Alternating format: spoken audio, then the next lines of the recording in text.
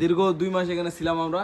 এই পোলাপানগুলো এখন কি এই যে বরিশালে খাতা কাটির মতো বাঙালি তো বাঙালি আমরা গাটি মাটি সব নতুন বাসায় দেখা যাক কি হয়। আমরা বোল্টের জন্য অপেক্ষা করতেছি, বোল্টটা আসলেই বাসায় চলে যাবো।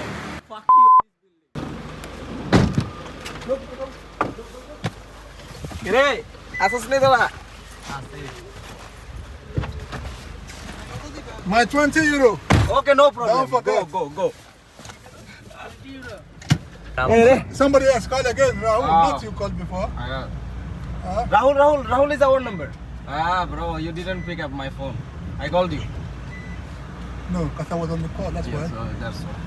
যাই হোক, কাটে মাটি নিয়ে এখন আমরা চলে যাচ্ছি নতুন বাসায়, খেলা হবে। রাইট, কি তোমাদের কেমন লাগতেছে? সেরাম না?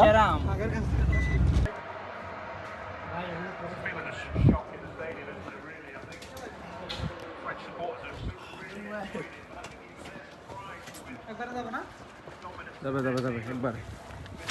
এই পোলাপাইনগুলো কষ্ট করতেছে রে আমাদের। ফাইনালি আমরা নতুন বাসায় চলে আসলাম। এটাই হচ্ছে আমাদের কি ডাইনিং। এইখানে সব পুরনো জিনিস, ওয়ালে অনেকগুলো পোর্ট্রেট আছে। কি তোমাল এক্সাইটেড? সেরাম না? ঠিক আছে। কি মরদ ভাই এক্সাইটেড নতুন বাসায়? অবভিয়াসলি। যাই হোক, এখানে একটা মেরুন আছে। এটা হচ্ছে আমাদের কিচেনে সব কিছু আছে। ফ্রিজ হচ্ছে 2টা, এখানে একটা ওইখানে একটা, আর সব ধরনের কিচেন অ্যাপ্লায়েন্স দেওয়া আছে। এখানে পুরনো অনেক জিনিসপত্র আছে বাচ্চাদের। এটা হচ্ছে ওয়াশরুম। লাইট কই? ওয়াশরুমে লাইট দি কম নাই। ওয়াশরুম, এখানে বাথটব আছে, হচ্ছে গিজার যেগুলো থাকে নর্মালি। এটা একটা রুম, এখানে একটা বাচ্চা আছে, এখানে দুজন থাকা যায়। তারপর হচ্ছে এটা হচ্ছে যেই গলি বলি, এটা একটা ওয়াশরুম, যদি দেখানোর দরকার নাই। এই লাইটগুলো সুন্দর, তাই না? হ্যাঁ। তারপর হচ্ছে এটা আরেকটা মাস্টার বেড, খুবই ছোট। এই রুমগুলো আসলে এই দেশের রুমগুলো হামরি বড় না, এটা আবার এসি নাই। আর এটা হচ্ছে মাস্টার বেড, এটাই মাস্টার বেড। আর এখানেই আছে ফারাবি যে কাজটা করছিল, যদিও ফারাবি তো কিছু বলা যাচ্ছে না, ওইখানে দেখা যাচ্ছে না। অনেক ক্লান্ত, কারণ সব জিনিসপত্র নিয়ে একসাথে আস্তে আস্তে জীবন শেষ হয়ে গেছে। সো এটাই ছিল আমাদের যেই বাসা, যেখানে আমরা নতুন উঠছি। এখনো শিফট করি না, এই যে ব্যাগগুলো আমরা জাস্ট আনছি শুধুমাত্র। এক্সাইটেড, ইভেন একটা ক্লান্ত হয়েছে। তোমার সব ঠিকঠাক? খুবই ক্লান্ত, কারণ এই বড় বড় ব্যাগগুলো আমাদেরকে আনতে হয়েছে। আর এই যে এরা ইঞ্জিনিয়ারিং ডিগ্রি করতেছে। অলরাইট, সো ফাইনালি নিজের একটা বাসা। এতদিন হোস্টেলে ছিলাম, হোস্টেলে থাকার কারণে কি পরিমাণ যে আসলে আমাদেরকে কষ্ট করতে হয়েছে। কারণ এটা সমস্যা ওইটা সমস্যা, হোস্টেলের মধ্যে না হলেও মানুষ অ্যারাউন্ড 20-50 জনের মতো থাকে। সো কিচেনের সমস্যা, সব কিছু সমস্যা। ফাইনালি 2 মাস পরে এখন আমরা আমাদের নিজেদের বাসায় উঠতে পারছি। এখন আমরা যা ইচ্ছা তা করতে পারবো, রান্না করার জন্য কোনো ওয়েট করতে হবে না। ফ্রিজ, এসি সবই আছে। সো আমরা আমাদের মতো করে সুন্দর করে আসলে একটা ভালো সময় কাটাবো এই আশা করি।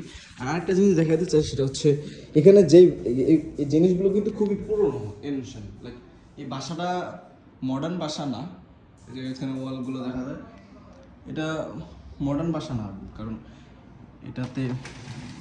এটাতে বাড়ি মালিক যে ওনার ছিল, ওনারের বাবা মা থাকতো।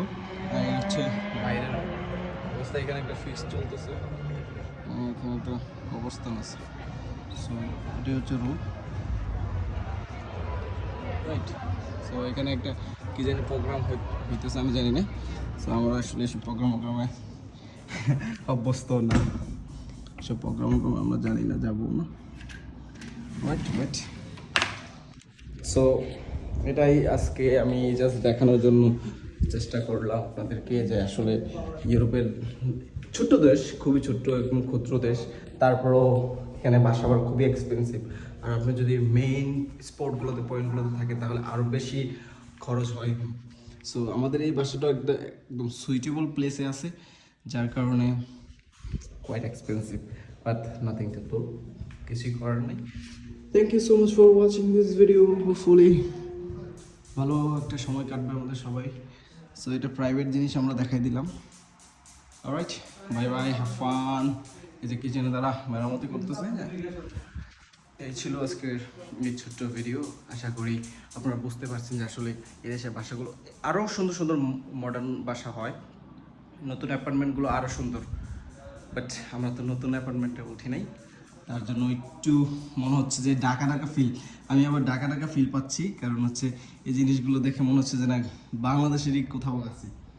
রাইট, এই যে আমরা এখনও জিনিসপত্র গুছাই নেই, এগুলো আমরা এখন আমাদের মতো করে আমাদের মতো করে সাজাই নিব, তারপর দেখা যাক কি হয়।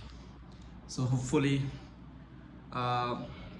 এটা বলা যায়, এখন যদি প্রাইজের কথা বলি তাহলে এটা বলা ঠিক না, তারপর একটা আইডিয়া দেওয়ার জন্য যারা প্ল্যান করতেছে আসার জন্য বা বাসা মুভ করার জন্য অ্যাটলিস্ট 1500 ইউরো 1600 ইউরো লাগে 3 বেডরুমের বাসা। প্লাস মাইনাস হয়, লোকেশন ভ্যারি করে, তবে অ্যাটলিস্ট 1400 থেকে 1800-এর মধ্যে 3 রুমের মানে 3 বেডরুমসের বাসা পাওয়া যায়। সো এটাকে যদি আপনি বাংলা টাকা কনভার্ট করেন তো 2-2.5 লাখ টাকা হয়ে যাবে। ওইটা হিসাব করে লাভ নাই, খরচ যেরকম ইনকাম ওইরকমই হয়। সব মিলে উঠতে তো হবে। এখানে বাসার ক্রাইসিস একটু আছে, বাসার খুব ইজি না বাসা খুঁজে পাওয়া, তবে আলহামদুলিল্লাহ বাসা পাইছি, ফাইনালি উঠছি। খুবই ভালো লাগছে, এখন নিজের মতো থাকতে পারবো, কোনো ঝামেলা নাই। সব মিলিয়ে আলহামদুলিল্লাহ। Thank you so much for watching this video. Hopefully see you in the next video. Bye, চাও।